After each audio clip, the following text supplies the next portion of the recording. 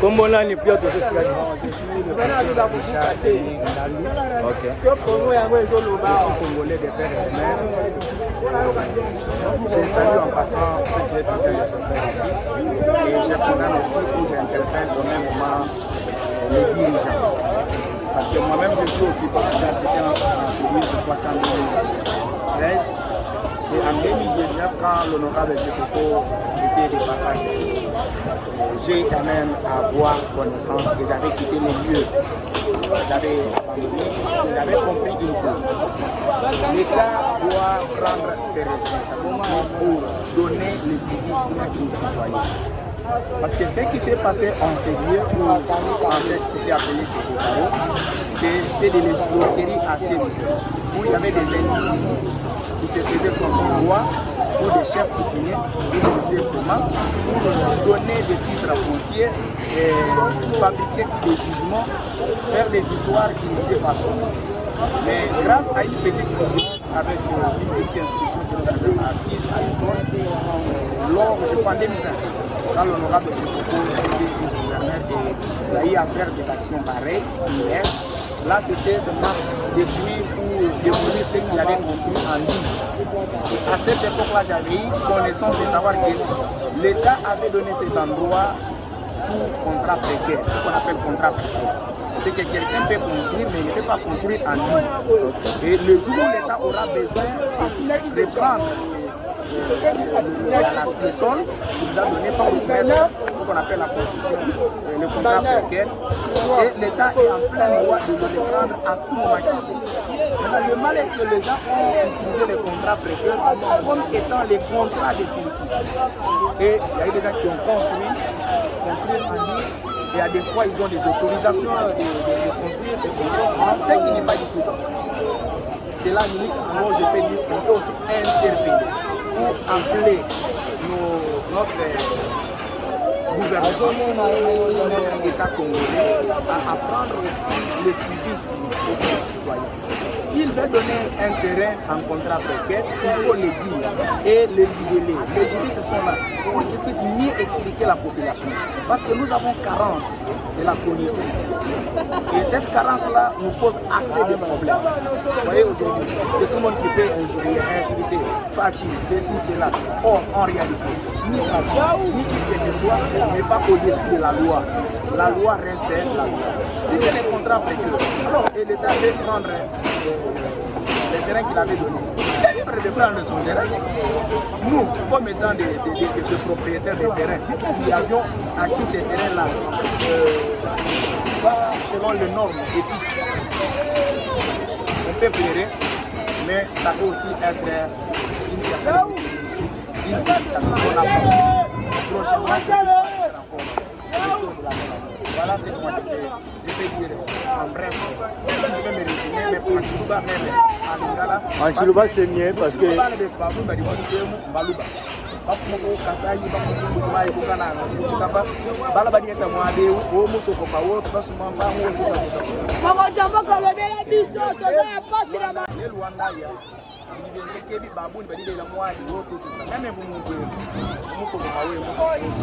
Et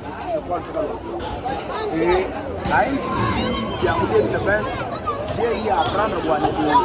Je dis pas seulement mon cœur, Maloba, Bikala Babine, nous sommes pas au Bikala Balondama, j'ai toutes les Italie ou Amikana. Mais pour t'amener sur le fond, pour comprendre où nous voulons que l'État nous fait la maladie du contrat précaire. Nous avons de la salle de naissance. Nous payons pour qui nous payons le monde. C'est que 10 personnes se cachent l'État qui a récupéré Bouloba. C'est pourquoi on ne peut pas construire des contrats précaires comme on construit en ligne. Nous avons l'État qui est le verrier. Bon, le temps où tu peux changer un peu espace, on peut passer mon contrat précaire dans le monde. Une population où nous avons, en réalité, nous ne devons pas quand même mettre le poids sur l'État. Mais vous le voyez, ça marche tellement autorisé.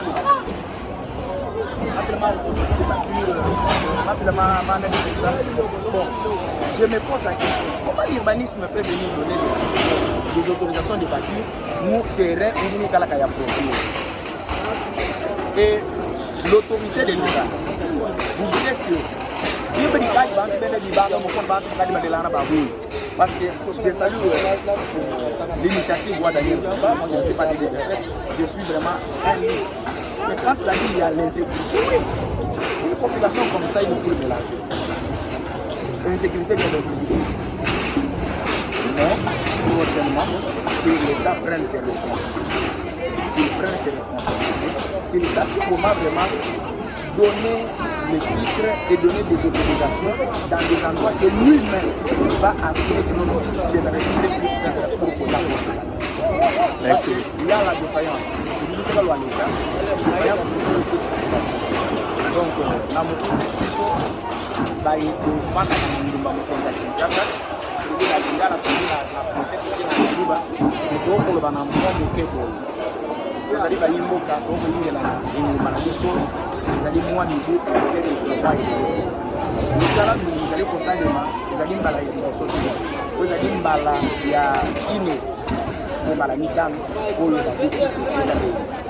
kasi ya place ezali ete nsima mwa mikolo okomona ete bayimboka bakozongela lisusu esika oyo na mwa mikanda oyo ya bamagistrat vere bazali kosala bainstruma sa yei kozela kitebe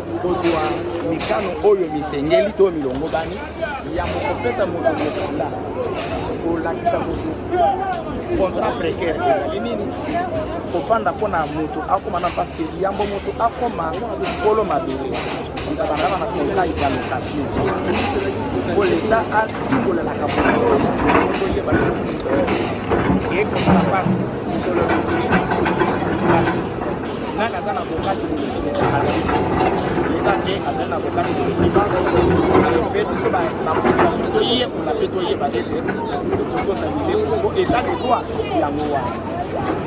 Merci beaucoup. Oui, je suis un locataire ici. Donc, qui passe dans les amis? Bon, vraiment, nous sommes désolés de ce qui se passe ici présentement. On ne savait pas que Conatra ou bien l'hôtel de ville allait faire la démolition de ces maisons brusquement comme ça. Si vous regardez bien, vous allez voir qu'il y a des familles qui passent des nuits blanches, mais ce qui est contre la loi, parce que le peuple, la population,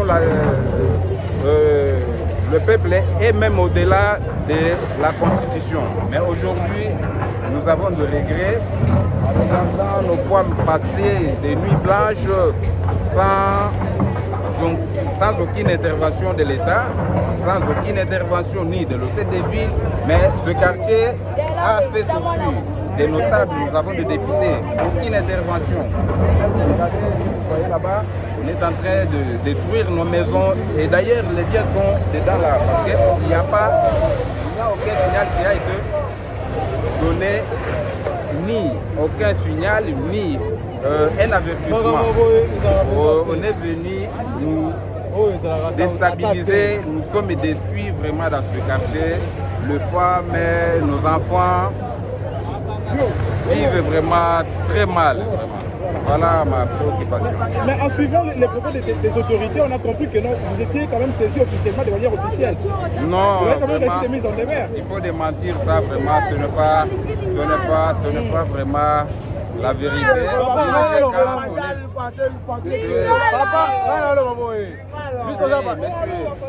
Je suis Lingala, Lingala force, dans la vie,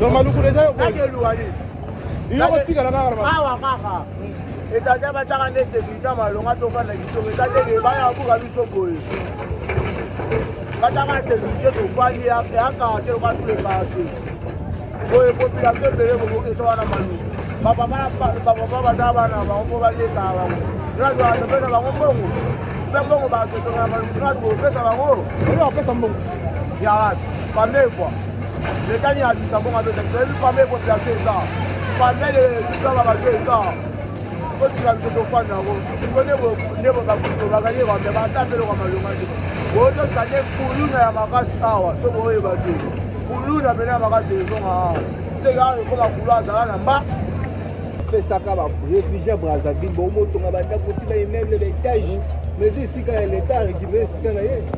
Ok, ce qui est bon, l'État a raison. Parce que l'autorisation est pas pauvre pays. Parce que nous sommes les pauvres du pays. Tout le monde a tout bête à manger. Parce que tout le monde a foutu là, banda quoi $100. Tout le monde a tout foutu là, banda quoi 5 000, 50 000, 30 000. Bato bazana mbongo ba yoko la biso ke biso tona mbongo ba ko vana manzanza te bandi ko matsa ba immeuble ba étage ba nini siko biso ba pauvre ya pays toko suka wapi o atonga étage azana mbongo siko babuki akene mo fleury akie gombe ko vanda siko biso ba l'échec ya pays chef de l'État oui kabino botonga ka botonga su banda ko atani babuki ba manzanza ko na mi 5 ans 2 ans plus tard bozonga juste ne balobi ba zo enregistrer bino bakine ko ba kabino na mandi bino oligi na côté enregistrer comme na côté. Ok, merci monsieur le journaliste pour la question on est kitoko. En tout cas cette fois-ci mutuno sa conscience. Ceux qui vont enregistrer biso ba pesi biso moi bisika ya kovanda itake ba bola ya mboka ya Congo. En tout cas vous avez esengo mingi na mokonza mboka. Tozo zela kaka mokonza mboka loba a réaliser. Banini na ba konzo ba yoka mbela na bino ozolela. En tout cas mais ba brisquer biso comme les animaux. Quand même nous sommes les Congolais et nous avons les droits dans notre pays. C'est notre pays.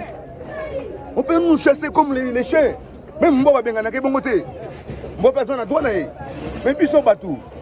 Les humains. Ozo chasser biso boye. Mbu les obeta, tozo pola na bana. En tout cas, ba président de la République, ba cadre ya pays. N'invite so botamaka ba président, ou bien botamaka ba ministre. OK, botamaka pe bonguluma na mabele. Na mabele bongulumaka. En tout cas, ba passe ya batou. N'invite Nzambe asunga pe alimbisa ba konzi ba cadre mboka na biso Nzambe alimbisa bango. Merci maître. OK. Oui, mbote papa journaliste. Nabengami na kombo ya apôtre Junior bato balingi. Oui, bato balingi mingi nazali ya ministre yo président ba musicien chrétien nyonso tu ya RDC. On a remplacé papa Patrice Ngoyi Musoko. Oyo bato balingi. Nazali mosala na Nzambe, ça veut dire na yemba kana te akolisa mosala na ngai etake président.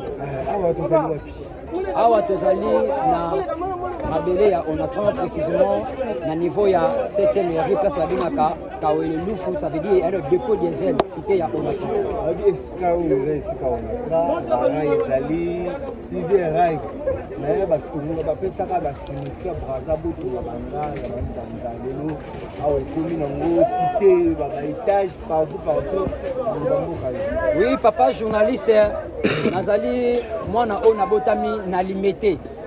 Tant yo lobi ki ba pesaka bato oyo bazali ba réfugié à Brazza eza lokuta avant kutu ba réfugié à Brazza place ezalaka déjà kutu bato banda ko vanda pe banda ko buka bato. Comme exemple nazoyeba na ba 2006 ou 2005 je me trompe pas si je me trompe pas nazoyeba na seganta ya Kabila le père ou Kabila de fils mais asalaka stratégie nini avant abuka bato awa apesaka bato ba mabele quelque part.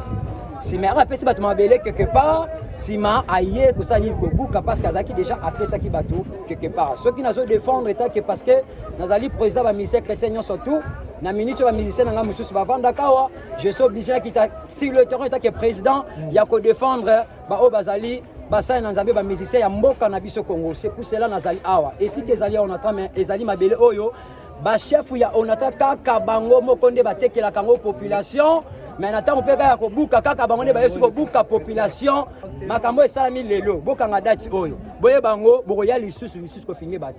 Pourquoi boya su ko filmer bato kaka baja ya l'état baja ya onata bakotekela ngo lisusu bato. C'est ça eloko la prudence osomba lisusu te papa okozala prudence ndenge nini yo muto zangi na sika ko vanda okoluko cha mutu yo kondima ozaola la libanda mais bapesi esika oyo bapesi na mbongo ya moke oza nango na poche okoboya to kondima okondima mabe ezali nini yoka pele comme ça très important na ngina loba nakoli na quartier oyo navandi na limité na ngambu ya Kingabwa navandi pe na limité na ngambu oyo ya résidentiel industriel problème eza nini soki ozali na niveau ya limité industriel olingo kende Kingabwa izam à partir ya Kingabwa izam pona okota boye na buto uti Kingabwa izam ozonga limité bakulu na bazala bakoma koboma batu kotoyo na zamba soki zamba eleki mais banda bato bakota awa bavanda awa eza pasi oka mutu babomiye mutu basali mabe mutu babotoli awa babuki batu boye boye bake zambe kozonga lisusu batu barondo kufa awa na carte awa chaque jour parce que ekomaka milieu moko suspect oui et comme la sécurité alors eza ikalisa mabe ya kobuka esika oyo ngakutu posa la nga ezaka idée o moko na pesa ka gouvernement posa la nga ezali boye ezali ke lokola esika oyo ekoma cop ekoma shida ya bajan ya l'état na bajan on entra ya côté que la bato de préférence lokola bakotonga na bango lelo te lokola pe ba projet a pe non na misala mboka eza non pe lelo te lokola pe sala ba limite oyo bandako il faut etongama l'état ko sala le système moko aye atongi bandako na ye moko l'état na ba forme ya ye moko l'état abali ko pesa ba agent na ye chala ba agent na ye so ba lokocha ba locataire et ko sala bien pona côté et pona sécurité et longwa parce que na minute bobuki boye nakosa bino te bakonzi ya mboka nakosa bino te zambe ko bima awa eri zambe ko kota awa bakuluna bakumi ko boma bato awa liloba ya suka ezali ete bandeko oyo babuki bango awa ebongi kolukela bango solution nini ya kolukela bango parce que bandeko babuki bango awa lobby à partir ya 18h juste mbule bandaki baolala libanda oyo babukaki bango lobby le 11 et bon lelo le 12 ba opi babuki bangwa ba kolala pe kaka libanda soki gouvernement akoki kosunga de façon que ba oyo bazali awa alukela bango ta ba jeton apesa bango ta mapango na bakinko les ofele malukeza ofele apesa bango ba jeton aya gouvernement eya l'état eya baluka ba jeton apesa ba espace ta bakinko le maluku bat bakovande kozala malamu merci nzambalola apambola bino.